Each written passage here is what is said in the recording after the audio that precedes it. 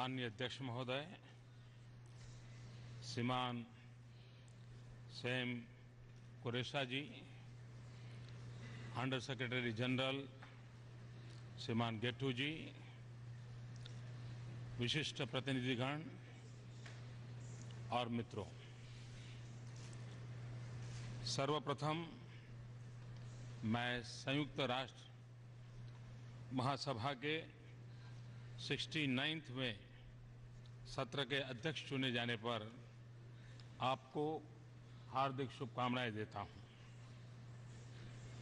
भारत के प्रधानमंत्री के रूप में मैं पहली बार आप सबको संबोधित करने का मेरे लिए अत्यंत सम्मान की बात है।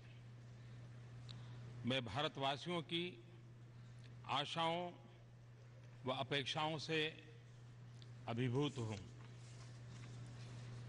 उसी प्रकार मुझे इस बात का पूरा भान है कि विश्व को 1.25 बिलियन लोगों से क्या अपेक्षाएं हैं। भारत वह देश है जहां मानवता का 6वां हिस्सा आबाद है। भारत ऐसे व्यापक पैमाने पर आर्थिक व सामाजिक बदलाव से गुजर रहा है जिसका उदाहरण इतिहास में दुर्लभ है। प्रत्येक राष्ट्र की विश्व की अवधारणा उसकी सभ्यता व उसकी दार्शनिक परंपरा के आधार पर निरूपित होती है। भारत का चिरंतन विवेक समस्त विश्व को एक कुटुंब के रूप में देखता है। और मैं जब ये बात कहता हूं तब मैं साफ करता हूं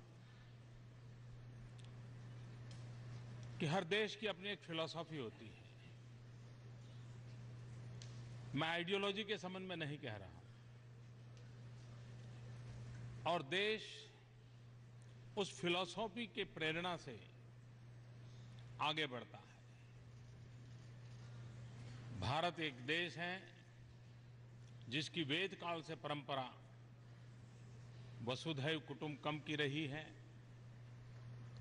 भारत एक देश है जहां प्रकृति के साथ संवाद, प्रकृति से कभी संघर्ष नहीं, ये भारत के जीवन का हिस्सा है। और उसका कारण उस फिलॉसफी के तहत भारत उस जीवन दर्शन के तहत आगे बढ़ता रहा है। प्रत्येक राष्ट्र की विश्व की अवधारणा उसकी सभ्यता व उसकी दार्शनिक परंपरा के आधार पर निरूपित होती है। भारत का चिरंतन विवेक समस्त विश्व को, जैसा मैंने कहा, वसुधैव कुटुंबकम, एक कुटुंब के रूप में देखता है। भारत एक ऐसा राष्ट्र है जो केवल अपने लिए नहीं बल्कि विश्व पर्यंत न्याय, जस्टिस, गरिमा, डिग्निटी, अवसर, अपॉर्चुनिटी एवं समृद्धि, प्रॉस्पेरिटी के हक में आवाज उठाता रहा है। अपनी विचारधारा के कारण हमारा मल्टीलेटरलिज्म में दृढ़ विश्वास है। आज यहां खड़े होकर के मैं इस महासभा पर टिकी हुई आशाओं व अपेक्षाओं के प्रति पूर्णतया सजग हूं। जिस पवित्र विश्वास ने हमें एकजुट किया है, मैं उससे अत्यंत प्रभावित हूं। बड़े महान सिद्धांतों और दृष्टिकोण के आधार पर हमने इस संस्था की स्थापना की थी। इस विश्वास के आधार पर कि अगर हमारे भविष्य जुड़े हुए हैं तो शांति और सुरक्षा, मानव अधिकार और वैश्विक आर्थिक विकास के लिए हमें साथ मिलकर काम करना होगा। तब हम 51 देश थे, आज 193 स्वतंत्र देश के झंडे इस बिल्डिंग पर लहरा रहे हैं। हर नया देश इसी विश्वास और उम्मीद के आधार पर यहां प्रवेश करता है। हम पिछले 60 दशकों में बहुत कुछ हासिल कर सके हैं, कई लड़ाइयों को समाप्त किया है, शांति कायम रखी है, कई जगह आर्थिक विकास में मदद की है, गरीब बच्चों के भविष्य को बनाने में मदद दी है, भूखमरी हटाने में योगदान दिया है और इस धरती को बचाने के लिए भी हम सब साथ मिलकर के जुटे हुए हैं। 69 यूएन पीस कीपिंग मिशन में विश्व में ब्लू हेलमेट को शांति के रंग की एक पहचान दी है।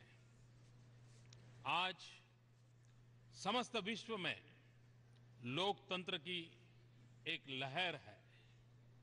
अफगानिस्तान में शांतिपूर्ण राजनीतिक परिवर्तन यह भी दिखलाता है कि अफगान जनता की शांति की कामना हिंसा पर विजय अवश्य पाएगी। नेपाल युद्ध से शांति और लोकतंत्र की ओर आगे बढ़ा है। भूटान के नए लोकतंत्र में एक नई ताकत नजर आ रही है। पश्चिम एशिया एवं उत्तर अफ्रीका में लोकतंत्र के पक्ष में आवाज उठाए जाने के प्रयास हो रहे हैं। ट्यूनीशिया की सफलता दिखा रही है कि लोकतंत्र की ये यात्रा संभव है।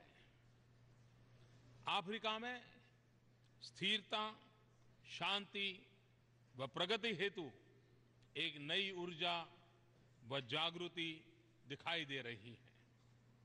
हमने एशिया और उसके पूरे अभूतपूर्व समृद्धि का अभ्युदय देखा है, जिसके आधार में शांति एवं स्थिरता की शक्ति समाहित है। अपार संभावनाओं से समृद्ध महादेश लैटिन अमेरिका स्थिरता एवं समृद्धि में साझा प्रयास में एकजुट हो रहा है। यह महादेश विश्व समुदाय के लिए एक महत्वपूर्ण आधार स्तंभ सिद्ध हो सकता है। भारत अपनी प्रगति के लिए एक शांतिपूर्ण और स्थिर अंतर्राष्ट्रीय वातावरण की अपेक्षा करता है। हमारा भविष्य हमारे पड़ोस से जुड़ा हुआ है।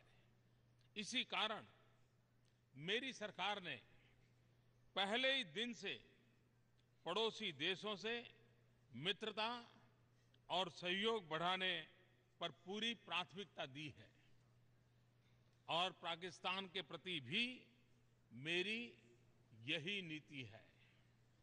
मैं पाकिस्तान से मित्रता और सहयोग बढ़ाने के लिए पूरी गंभीरता से शांतिपूर्ण वातावरण में बिना आतंक के साये के साथ द्विपक्षीय वार्ता करना चाहता हूं, लेकिन पाकिस्तान का भी यह दायित्व है कि उपयुक्त वातावरण बनाए और गंभीरता से द्विपक्षीय बातचीत के लिए सामने आए और इस मंच पर बात उठाने से समाधान के प्रयास कितने सफल होंगे, इस पर कईयों को शक है।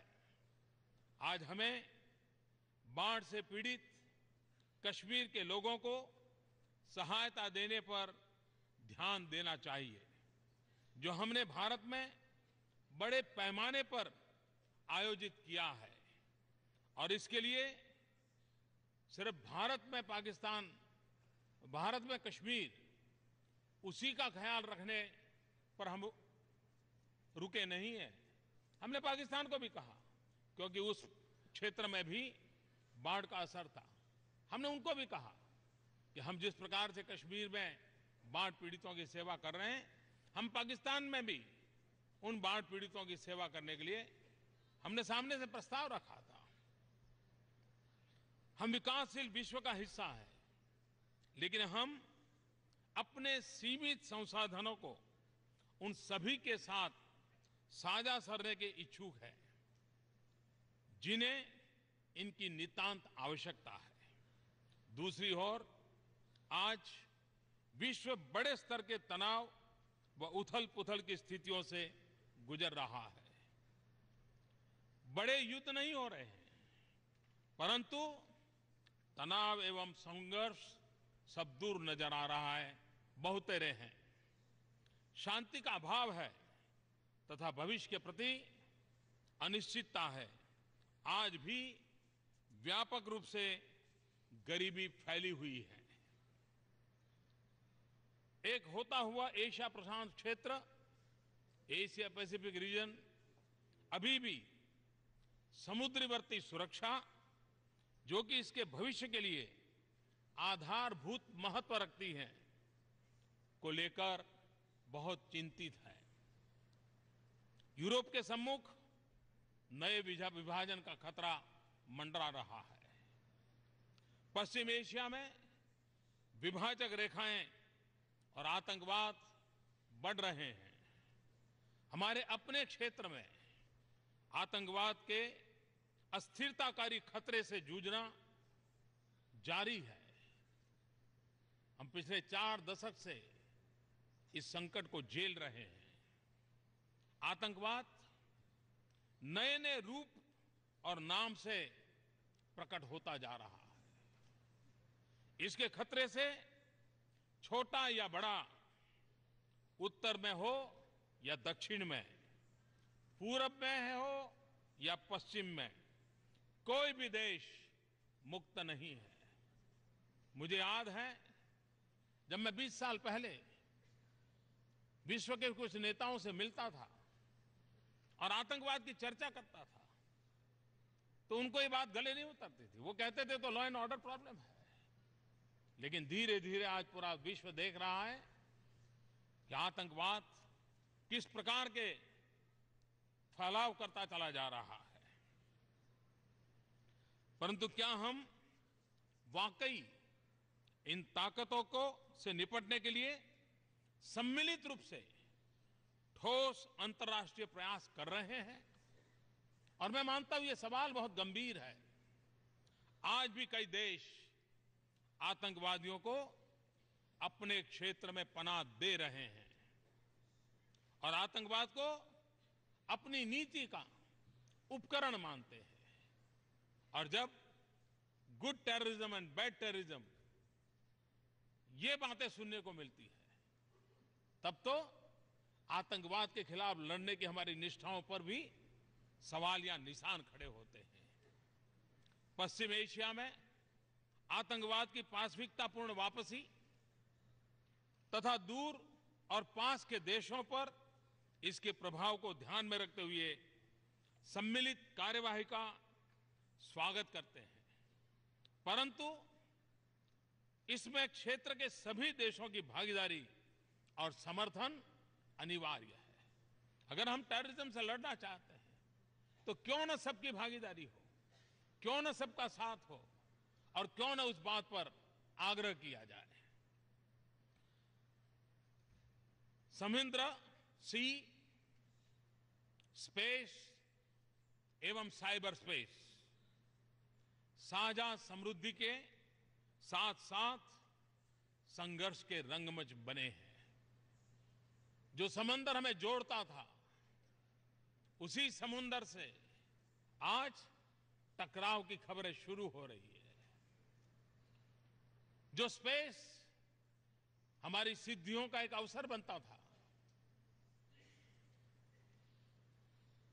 जो साइबर हमें जोड़ता था, आज इन महत्वपूर्ण क्षेत्रों में नए संकट नजर आ रहे हैं। उस अंतर्राष्ट्रीय एकजुटता की जिसके आधार पर संयुक्त राष्ट्र की स्थापना हुई, जितनी आवश्यकता आज है उतनी इसके पहले कभी नहीं थी। आज हम इंटरडिपेंडेंट वर्ल्ड कहते हैं, तो क्या हमारी आपसी एकता बढ़ी है? हमने सोचने की जरूरत है। क्या कारण है कि यूएन जैसा इतना अच्छा प्लेटफॉर्म हमारे पास होने के बाद भी अनेक जी समूह बनाते गए हम। आज हम कई जी की बातें करते हैं, जिसके नंबर बदलते रहते हैं। कभी G4 होगा, कभी G7 होगा, कभी G20 होगा, हम बदलते रहते हैं। और चाहे या न चाहे हम भी उन समूहों में जुड़े हैं, भारत भी जुड़ा हुआ है। लेकिन क्या आवश्यकता नहीं है कि हम G1 से आगे बढ़ करके जी ऑल की तरफ कदम उठाएं? और जब यूएन अपने 70 वर्ष मनाने जा रहा है, तब ये जी ऑल का एटमॉस्फेयर कैसे बने? फिर एक बार यही मंच हमारी समस्याओं के समाधान का अवसर कैसे बन सके, इसकी विश्वसनीयता कैसे बढ़े, इसका सामर्थ्य कैसे बढ़े, तभी जाकर के हम यहां संयुक्त बात करते हैं, लेकिन टुकड़ों में बिखर जाते हैं, उससे हम बच सकते हैं। एक तरफ तो हम यह कहते हैं कि हमारी नीतियां परस्पर जुड़ी हुई है, और दूसरी तरफ हम जीरो सम गेम के नजरिए से सोचते हैं। अगर उसे लाभ होता है तो मेरी हानि होती है। कौन किसके लाभ में है, कौन किसकी हानि में है, यही मानदंड के आधार पर हम आगे बढ़ते हैं। निराशावादी या आलोचनावादी की तरह कुछ भी नहीं बदलने वाला। एक बहुत बड़ा वर्ग है जिसके मन में ये, छोड़ो यार, अब कुछ होने वाला नहीं है, हो चुका, अब कुछ होने वाला नहीं। ये जो निराशावादी और आलोचनावादी माहौल है, ये कहना आसान है, परंतु अगर हम ऐसा करते हैं तो हम अपनी जिम्मेदारियों से भागने का जोखिम उठा रहे हैं। वो अपने सामूहिक भविष्य को हम खतरे में डाल रहे हैं। आइए हम अपने समय की मांग के अनुरूप अपने आप को ढालें। हम वास्तविक शांति के लिए कार्य करें। कोई भी एक देश या कुछ देशों का एक समूह विश्व की धारा को तय नहीं कर सकता। वास्तविक अंतर्राष्ट्रीय भागीदारी का होना ये समय की मांग है, ये अनिवार्य है। हमें देशों के बीच सार्थक संवाद एवं सहयोग सुनिश्चित करना है। हमारे प्रयासों का प्रारंभ यहीं संयुक्त राष्ट्र में होना चाहिए। संयुक्त राष्ट्र सुरक्षा परिषद में सुधार लाना, इसे अधिक जनतांत्रिक और भागीदारी परक बनाना हमारे लिए अनिवार्य है। 20वीं सदी की अनिवार्यताओं को प्रतिबिंबित करने वाली संस्थाएं 21वीं सदी में प्रभावी सिद्ध नहीं होंगी। इनके सम्मुख अप्रासंगिक होने का खतरा प्रस्तुत होगा। और मैं आग्रह से कहना चाहता हूं कि पिछली शताब्दी के आवश्यकताओं के अनुसार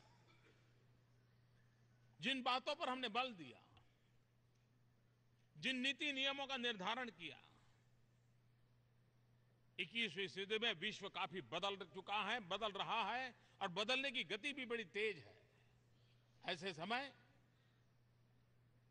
यह अनिवार्य हो जाता है कि हम समय के साथ अपने आप को ढालें, हम परिवर्तन करें, हम नए विचारों पर बल दें। अगर ये हम कर पाएंगे तभी जाकर के हमारा रिलेवेंस रहेगा। हमें अपने सभी मतभेदों को दरकिनार कर आतंकवाद से लड़ने के लिए सम्मिलित अंतर्राष्ट्रीय प्रयास करना चाहिए। मैं आपसे यह अनुरोध करता हूं कि इस प्रयास के प्रतीक के रूप में आप comprehensive convention on international terrorism को पारित करें। ये बहुत लंबे अरसे से पेंडिंग मांग है। इस पर बल देने की आवश्यकता है। टेररिज्म के खिलाफ लड़ने की हमारी ताकत का वो एक परिचय होगा।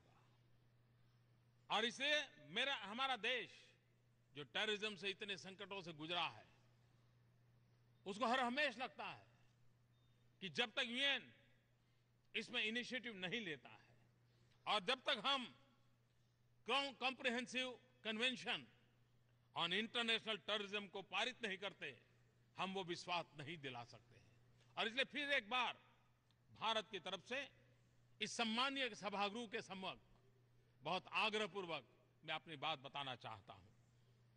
हमें आउटर स्पेस और साइबर स्पेस में शांति, स्थिरता एवं व्यवस्था सुनिश्चित करनी होगी। हमें मिलजुल करके काम करते हुए यह सुनिश्चित करना है कि सभी देश अंतर्राष्ट्रीय नियमों, मानदंडों का पालन करें। हमें यूएन पीसकीपिंग के पुनीत कार्य को पूरी शक्ति प्रदान करनी चाहिए। जो देश अपनी सैन्य टुकड़ियों का योगदान करते हैं, उन्हें निर्णय प्रक्रिया में शामिल करना चाहिए।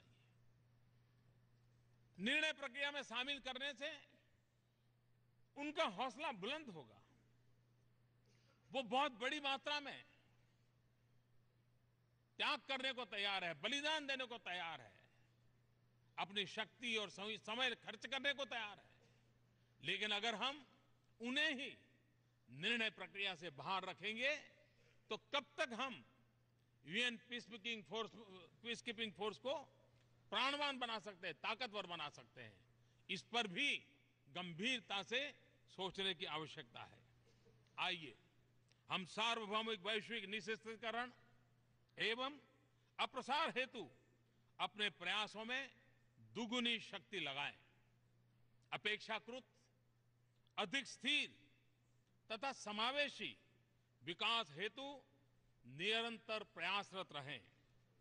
वैश्वीकरण ने विकास के नए ध्रुवों, नए उद्योगों और रोजगार के नए स्रोतों को जन्म दिया है, लेकिन साथ ही अरबों लोग गरीबी और अभाव के कगार पर जी रहे हैं।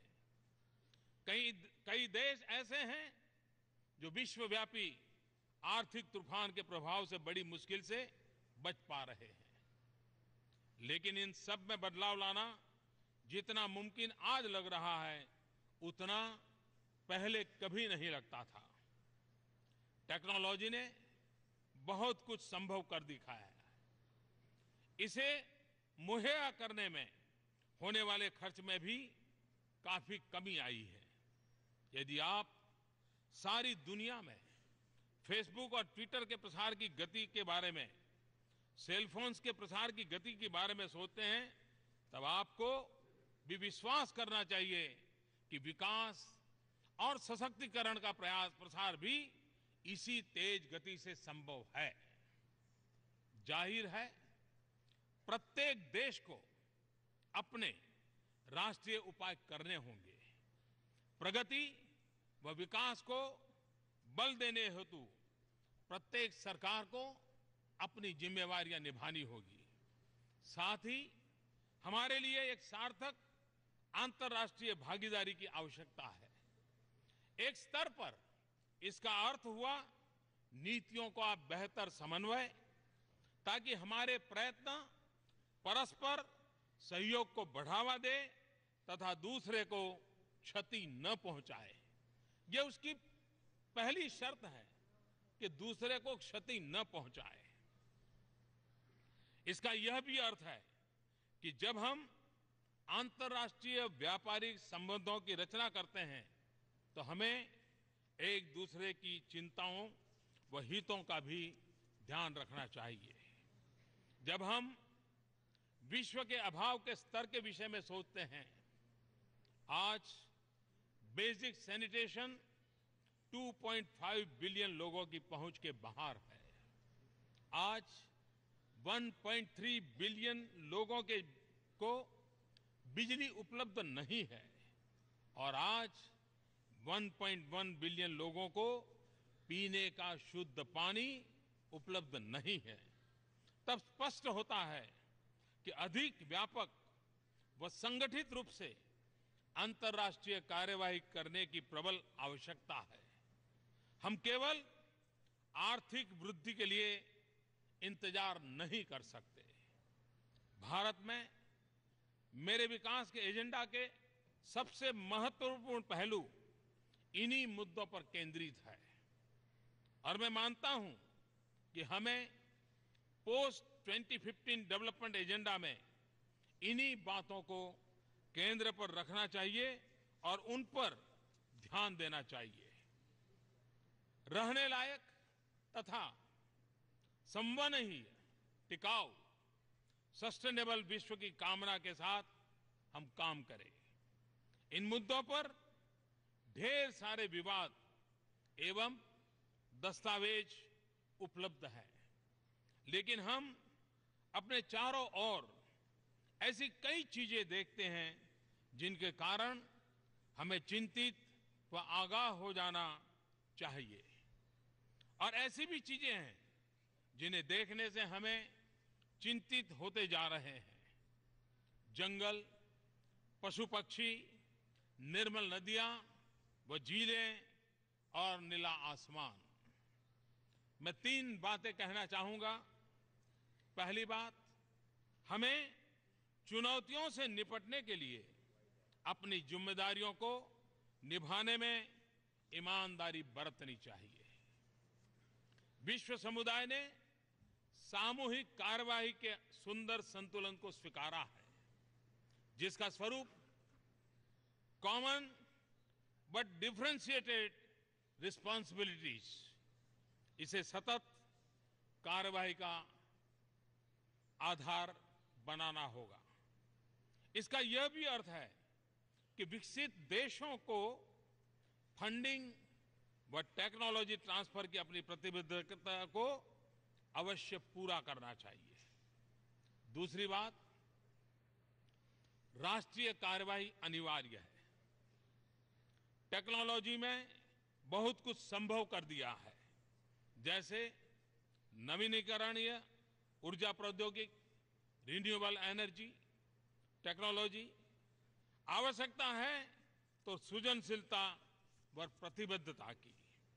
भारत अपनी टेक्नोलॉजी व क्षमता को साझा करने के लिए तैयार है, जैसा कि हमने हाल ही में सार्क देशों के लिए एक निशुल्क उपग्रह की घोषणा की है। तीसरी बात, हमें अपनी जीवन शैली को बदलने की आवश्यकता है। जिस ऊर्जा का उपयोग न हुआ हो वह सबसे साफ ऊर्जा है। इससे आर्थिक नुकसान नहीं होगा, अर्थव्यवस्था को एक नई दिशा मिलेगी। हमारे भारतवर्ष में प्रकृति के प्रति आदर भाव आध्यात्म का अभिन्न अंग है। हम प्रकृति की देन को पवित्र मानते हैं। और मैं आज एक और विषय पर भी ध्यान आकर्षित करना चाहता हूं। जब हम क्लाइमेट चेंज की बात करते हैं, हम होलिस्टिक हेल्थ केयर की बात करते हैं, हम प्रकृति के साथ जुड़ने की बात करते हैं, हम जब बैक टू बेसिक की बात करते हैं, तब मैं उस विषय पर आज विशेष रूप से आपसे एक बात कहना चाहता हूं। योग हमारी पुरातन पारंपरिक अमूल्य देन है। योग मन व शरीर, विचार व कर्म, संयम व उपलब्धि की एकात्मता का तथा मानव व प्रकृति के बीच सामंजस्य का मूर्त रूप है। यह स्वास्थ्य व कल्याण का समग्र दृष्टिकोण है। योग केवल व्यायाम भर न होकर अपने आप से तथा विश्व व प्रकृति के साथ तादात्म्य को प्राप्त करने का माध्यम है। यह हमारी जीवन शैली में परिवर्तन लाकर तथा हम में जागरूकता उत्पन्न करके जलवायु परिवर्तन से लड़ने में सहायक हो सकता है। आइए हम एक अंतर्राष्ट्रीय योग दिवस को आरंभ करने की दिशा में कार्य करें। अंततः हम सब एक ऐतिहासिक क्षण से गुजर रहे हैं। प्रत्येक युग अपनी विशेषताओं को से परिभाषित होता है। प्रत्येक पीढ़ी इस बात से याद की जाती है कि उसने अपनी चुनौतियों का किस प्रकार सामना किया। अब हमारे सम्मुख चुनौतियों के सामने खड़े होने की जिम्मेदारी है। अगले वर्ष हम 70 वर्ष के हो जाएंगे। हमें अपने आप से पूछना होगा कि क्या हम तब तक प्रतीक्षा करें जब हम 80 या 100 के हो जाएं। मैं मानता हूं कि यूएन के लिए अगला साल एक अपॉर्चुनिटी है। जब हम 70 साल की यात्रा के बाद लेखा जोखा लें, कहां से निकले थे, क्यों निकले थे, क्या मकसद था, क्या रास्ता था, कहां पहुंचे, कहां पहुंचना है, 21वीं सदी के कौन से पड़कार हैं, कौन सी चैलेंजेस हैं, उन सबको ध्यान में रखते हुए पूरा एक साल व्यापक विचार मंथन हो। हम यूनिवर्सिटीज को जोड़ें, नई जनरेशन को जोड़ें, जो हमारे पिछले कार्यकाल का विगत से मूल्यांकन करे, उसका अध्ययन करे और हमें वो भी अपने विचार दें। हम नई पीढ़ी को हमारी नई यात्रा के लिए कैसे जोड़ सकते हैं। और इसलिए मैं कहता हूं कि 70 साल ये अपने आप में एक बहुत बड़ा अवसर है। इस अवसर का हम उपयोग करें और उस उपयोग कर करके एक नई चेतना के साथ, नई प्राण शक्ति के साथ, नए उमंग और उत्साह के साथ, आपस में नए विश्वास के साथ हम यूएन की यात्रा को एक नया रूप रंग दें। इसलिए मैं समझता हूं कि 70 वर्ष एक हमारे लिए बहुत बड़ा अवसर है। आइए हम संयुक्त राष्ट्र सुरक्षा परिषद में सुधार लाने के अपने वादे को निभाएं। ये बात लंबे अरसे से चल रही है, लेकिन उन वादों को निभाने की सामर्थ्य हम खो चुके हैं।